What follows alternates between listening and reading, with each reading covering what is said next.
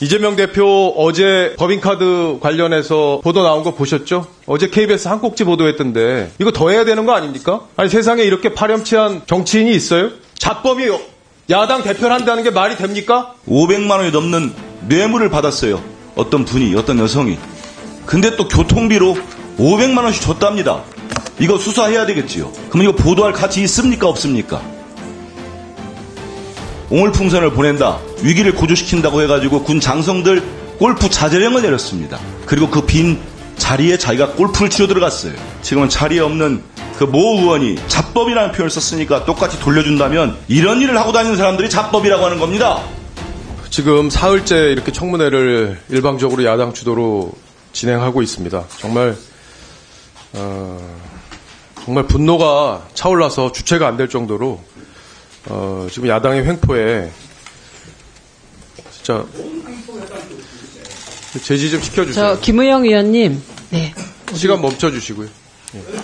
끼어드실 거예요, 계속? 예. 나가 계세요, 나가 계세요. 예. 나가 계세요.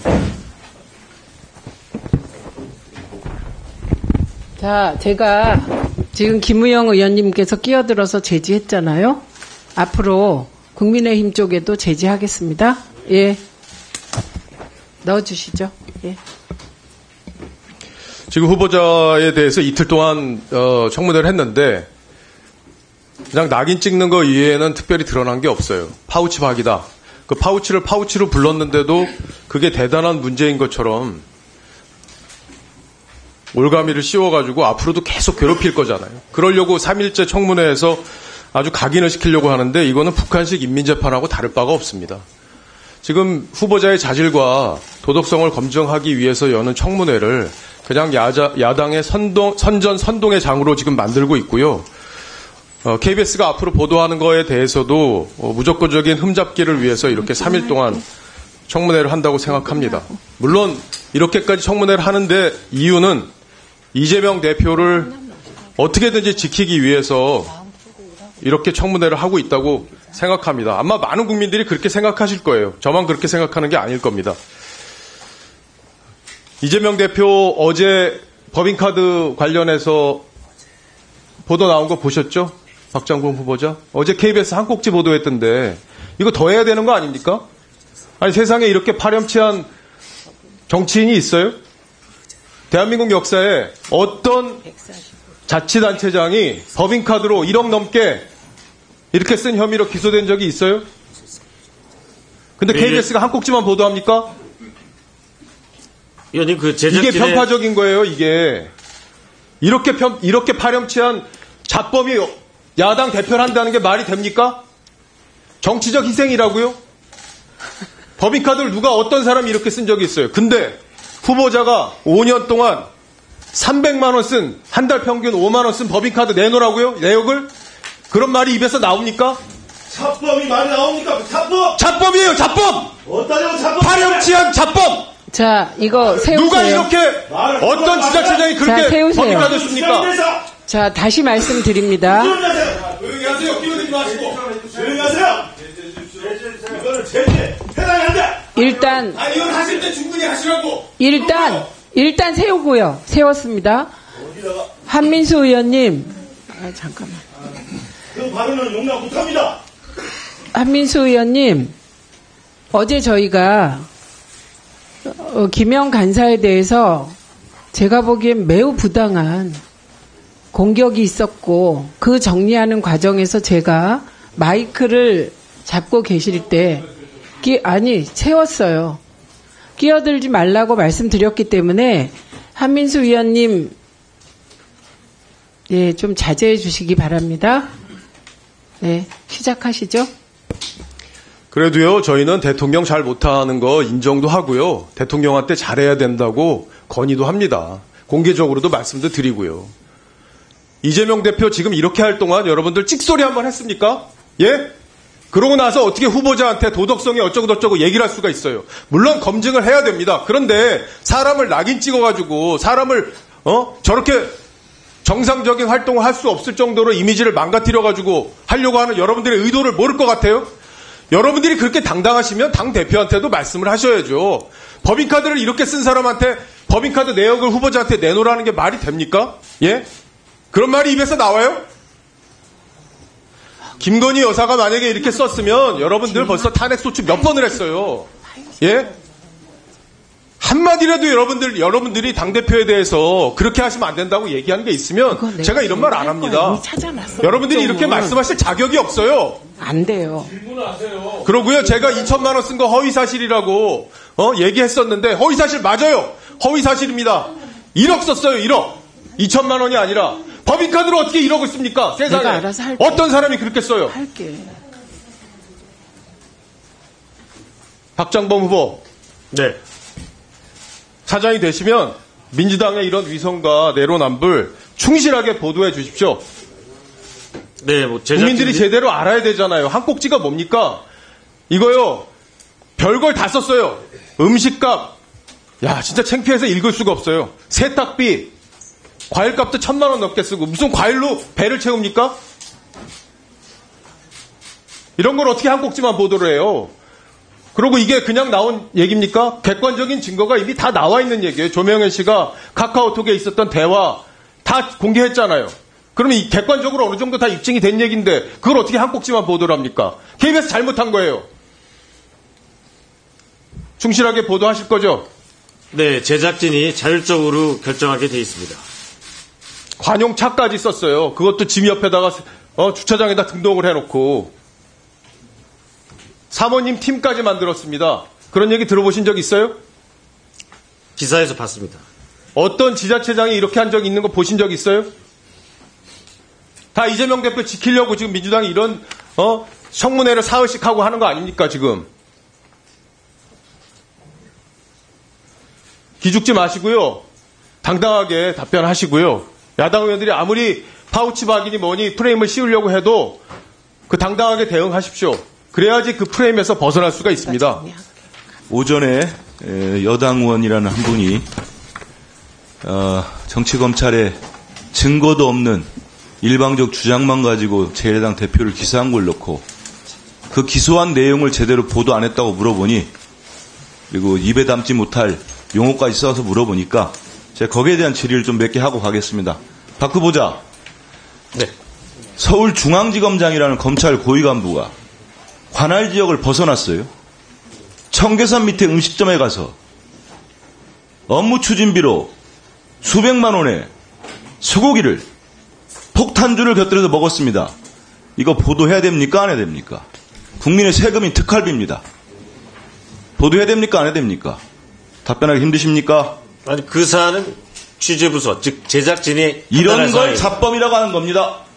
다시 한번 말씀드리겠어요. 또 이미 국가 화장품을 비롯해가지고 명품 백입니다.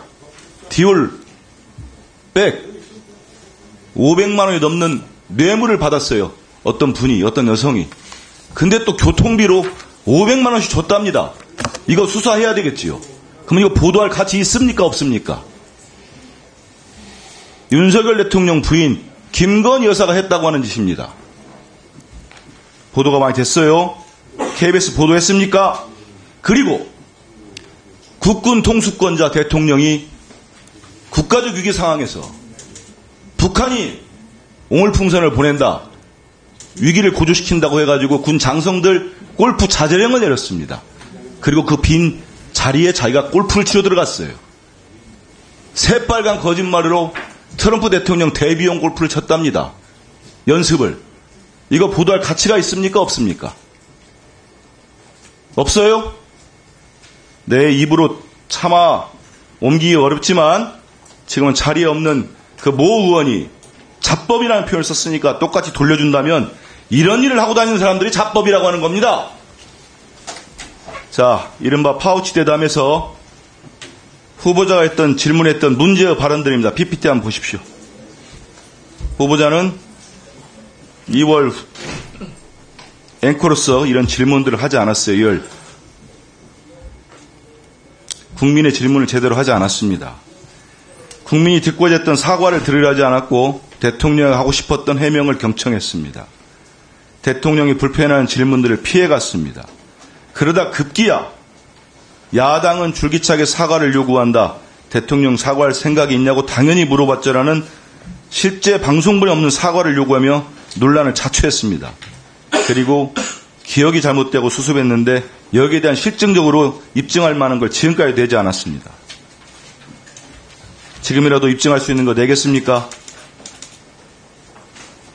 답변해 보세요. 방송분 이외의 자료는 공개하기가 어렵습니다. 이렇게까지 끝까지 하는 이유를 제가 잘 모르겠어요. 도대체 무엇을 숨기려고 그러는 건지 잘 모르겠습니다. 박장범 후보자가 인사청문 첫날 저와의 질의응답에서 본인의 경영계약서는 대부분 직접 썼고 내부에서 도움 준 사람은 없다 이런 말을 했습니다. 맞습니까? 네, 맞습니다. 9월 중순부터 이번 사장 공모 준비했다고 하셨죠? 네, 대략 그렇게 됩니다. 그러면 그 안에는 내부에서는 누구하고도 의논한 적 없습니까? 내부에서 사장 지원한다는 얘기를 쉽게 꺼낼 수 있는 상황은 아니라고 생각합니다. 본인 스스로 이번에 오케이. 될 가능성이 높지 않다고 본 겁니까? 이것도 가능성에 대해서는 제가 스스로 예측하지는 않았습니다. 근데 어제 보면은 이렇게 혼자 쓰시고 외부의 조력을 받았다고 하는데 실제 이 경영계획서를 보면은 어제 참고인으로 출석했던 KBS 구성원들도 말씀하셨지만은 대학생 리포트 수준이라고 평가를 했습니다. 재정지표에 대한 분석, 목표치 제시도 부재한 수준, 아주 떨어지는 수준이라는 겁니다. 외부인이라는 저항을 받았던 박민현 사장도 당시 경영계획서에 제출했던 요소들입니다. 후보자께서는 30년 KBS 근무한 이력을 계속 강조하시는데 30년 일하면서 사장의 꿈을 꾼 분이 이렇게 급조했다고 볼 만한 경영계획서를 어떻게 낼 수 있는 건지 전 잘 모르겠습니다. 그렇게 하고 또 면접에서 당당히 또 최종 후보로 선정이 됐어요. 어떻게 보십니까? 이 경영계획서가 면접 당시나 이사진으로부터 높은 평가를 받았다고 보십니까, 스스로? 저는 평가받는 입장이었기 때문에 평가하시는 분들이 어떤 생각을 가지셨는지는 잘 모르겠습니다. 지금 한 3일간의 정물관을 거치면서 4,000명이 넘고 약 5,000명에 달하는 직원들을 과연 박장범 후보자가 통솔할 수 있을까? 같이 화합해서 갈 수 있을까? 상당히 의문이 듭니다. 박민 사장이 망쳐놓은 KBS가 박장범 사장이 이대로 사장이 된다면 도저히 회복되지 못할 구렁텅이에 빠져버리는 거 아닌가 하는 국회 과학기술정보방송통신위원으로서 걱정과 우려가 큽니다.